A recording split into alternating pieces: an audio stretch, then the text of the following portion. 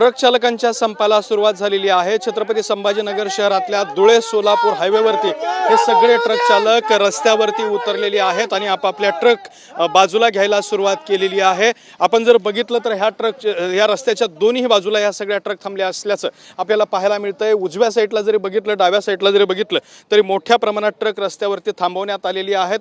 परिणामी या ठिकाणी रास्ता रोको सुद्धा सुरू झाला असल्याचं आपल्याला पाहायला मिळतं। हे सगळे ट्रक चालक सध्या आपापल्या ट्रकमधून खाली उतरलेले आहेत। त्यांनी आपल्या ट्रक जे आहेत ते रस्त्यावरती लावलेले आहेत आणि इतर सहकार्यांना सुद्धा या ठिकाणी ट्रक पाठीमागं लावल्या जात आहेत आणि सगळे ट्रक चालक जे आहेत ते आपापलं काम थांबवून सध्या खाली उतरलेले आहेत। यातल्या काही ट्रक चालकांशी आपण बोलणार आहोत। काय सांगाल तुम्ही, संप सुरू केलाय? ये 10 साल की सजा नहीं होना है और ये 7 लाख रुपए जुर्माना नहीं होना है। कोई ड्राइवर जानबूझ के एक्सीडेंट नहीं करता है, मजबूरी से होता है। और इतना 7 लाख रुपए रहता था तो गाड़ी कहीं को चलाता था। तुमको क्या लगता है? ये सही बोल रहे सर, जो भी बोल रहे हैं तो हाँ, धंधा करते घर पे तो है सर। तो जो है मोदी गलत कर रहे हैं सर, कोई जानबूझ के थोड़ा मारता है किसी को। हाँ जी, आपको क्या लग रहा है? ये बिल्कुल गलत है, ड्राइवरों के ऊपर कानून बिल्कुल गलत है। ये गलत, एक नंबर गलत।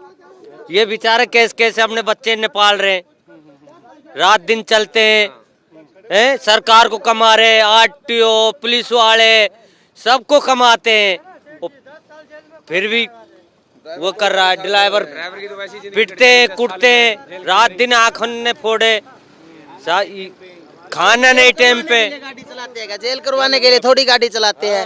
जो एक बात है, 7 लाख बंदे के पास हो तो दूसरे की नौकरी क्यों करेगा? हैं? पुलिस मोदी है ये। एक बार पहले लॉकडाउन लगा दिया, दिल्ली में बागड़ी बना दिए थे, अब ये रोड जाम कर दिया। ये क्या होता है? हम तो फिर वही जमा चक्का जाम कर देंगे भैया।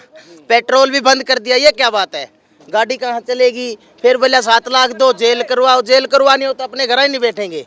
ये बात नहीं होती। मोदी जी को ये पक्का लाना, ये मम्मा है। तर अशा पद्धतीने हे सगळे ट्रक चालक आपल्या भावना व्यक्त करतायत। त्यांनी संप सुरू केलेला आहे आणि रस्ता सुद्धा जाम केलेला आहे। कॅमेरामन हर्षल सोबत दत्ता कानवटे, TV9 मराठी, छत्रपती संभाजीनगर।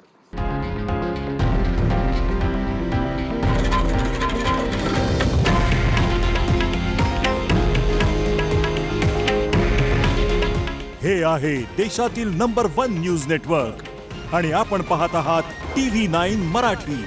काळजी तुमची, हित महाराष्ट्राचं।